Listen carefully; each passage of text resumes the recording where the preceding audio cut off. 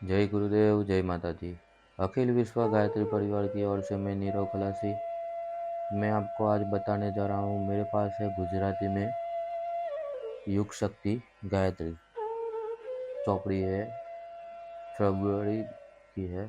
और मैं उसमें एक टॉपिक मिला है मुझे, गुरुनो महिमा। मैं आपको आज गुजराती में बताने जा रहा हूँ गुरुनो महिमा। तो पहले हम लोग मंत्र से शुरुआत करते हैं। ओम भूर्भुवः स्वः तस्य वितुर्वरेण्यं भर्गो देवस्य धीमहि धियो यो नः प्रचोदयात्। જય ગુરુદેવ, જય માતાજી। ગુરુનો મહિમા અપરંપાર છે, આ સત્ય છે, બધા જ આધ્યાત્મિક શાસ્ત્રોએ પ્રકાશિત કર્યું છે તથા એક્ટિવોશ્વરે સ્વીકાર્યું છે। ગુરુના મહિમાનું જ્ઞાન કરતા ગ્રંથોમાં ગુરુ ગીતાનું સ્થાન સર્વોપરી છે। ગુરુ ગીતા સદગુરુના મહિમાની બાબતમાં ભગવાન શિવ અને માતા પાર્વતી વચ્ચે થયેલા દિવ્ય સંવાદોનો મહાન ગ્રંથ છે।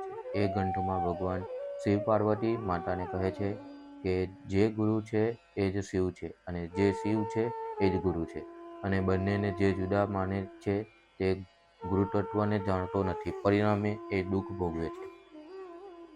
ભગવાન શિવ આગળ કહે છે કે પ્રિય, વેદ, શાસ્ત્ર, પુરાણ, ઇતિહાસ, મંત્ર, તંત્ર, યંત્ર, સમોહન, વશીકરણ, ઉચ્ચાટન વગેરે વિદ્યાઓ ઉપરાંત શિવ શાસક્ત, આગમન અને બીજા બધા મમતાતરો, આ બધું જ ગુરુતત્વને જાણ્યા વગર જીવોને અભિપ્રિત કરનારું છે।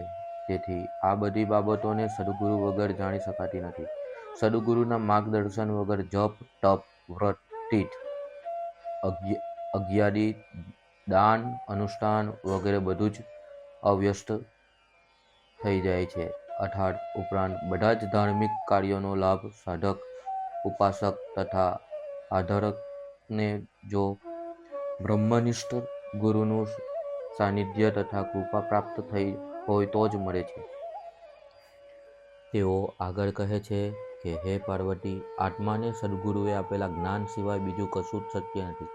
તેથી આ તત્વના રહસ્યને જાણવા માટે અને આત્મજ્ઞાન પ્રાપ્ત કરવા માટે બુદ્ધિમાન લોકોએ પ્રયત્ન કરવો જોઈએ।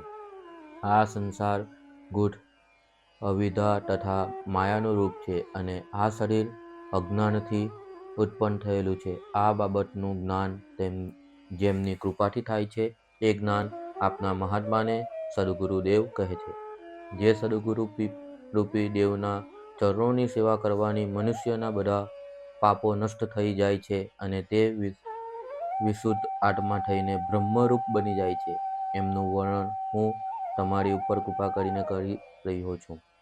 ભગવાન શિવ એનું વર્ણન કરતા કહે છે કે હે પ્રિય, અજ્ઞાનને જડમૂળમાંથી ઉખાડી નાખનાર અને જન્મોના કર્મો તથા કુકર્મોનું નિવારણ કરનાર, જ્ઞાન અને વૈરાગ્યને સિદ્ધ કરનાર સદગુરુદેવના ચરણામૃતનું પાન કરવું જોઈએ।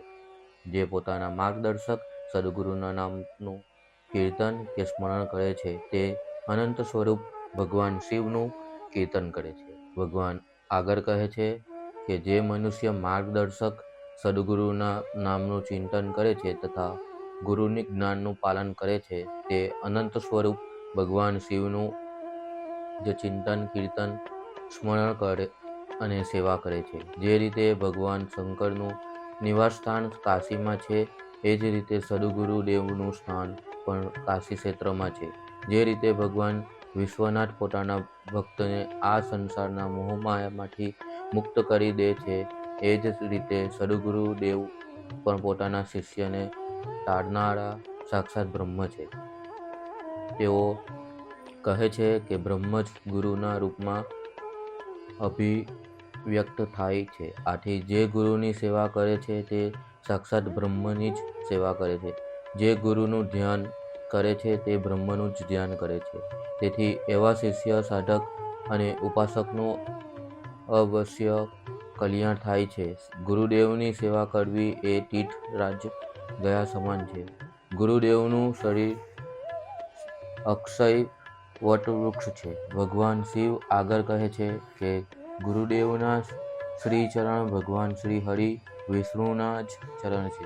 ગુરુના ચરણોમાં લગાવેલું મન મતદાન થઈ જાય છે. શ્રી ગુરુદેવના મુખારવિંદમાંથી નીકળેલા વચન માતુમાં જ બ્રહ્મ રહેલા છે. ગુરુની કૃપાથી જ બ્રહ્મને પ્રાપ્ત કરી શકાય છે. જે રીતે પતિવ્રતા સ્ત્રી પોતાના જ પતિનું ચિંતન કરે છે, એ જ રીતે હંમેશા સદગુરુદેવનું ધ્યાન કરવું જોઈએ.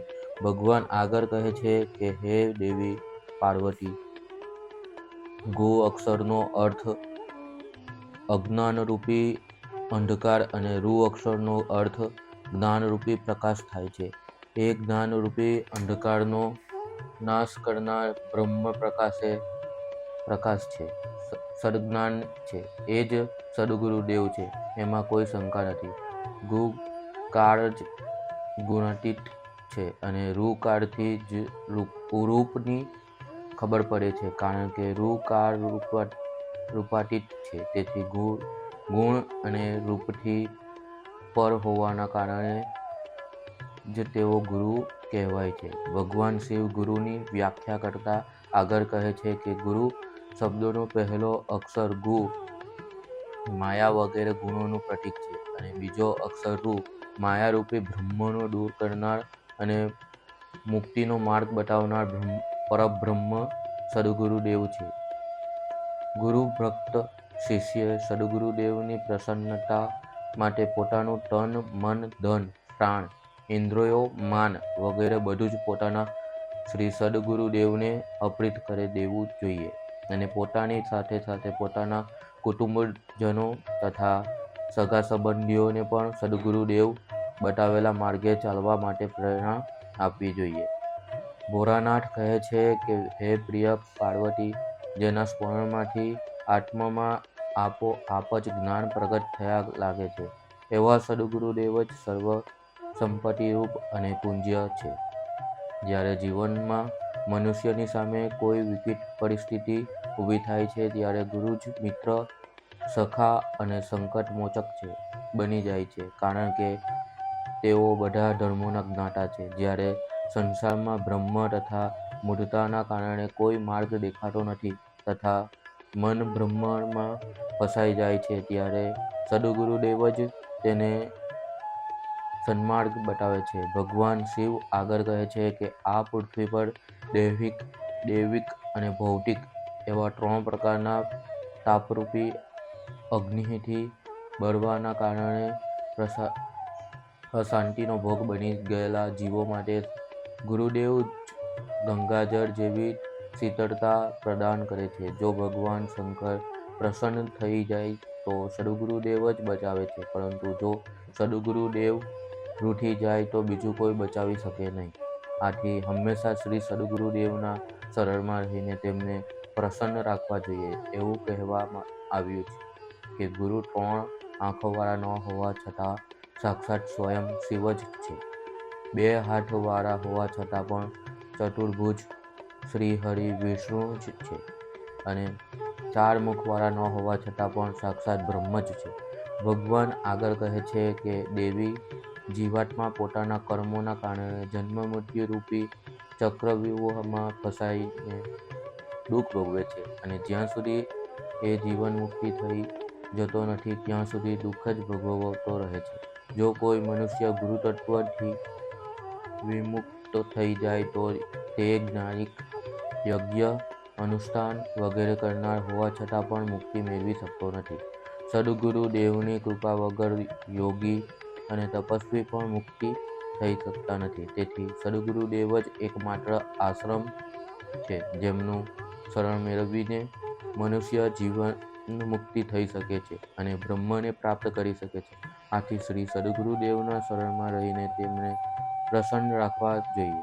શિષ્યએ પોતાના ગુરુનું નિત્ય ધ્યાન, સ્મરણ તથા વંદન કરવા જોઈએ. એમના વચનો બ્રહ્મવાક્ય માનીને તેમનું પાલન કરવું જોઈએ. એમાં જ મુક્તિ છે, આનંદ છે અને શાશ્વત સુખ છે. ખરેખર સદગુરુદેવનો મહિમા અદ્ભુત અને અનન્ય અને પરંપરા છે. જય ગુરુદેવ, જય માતાજી.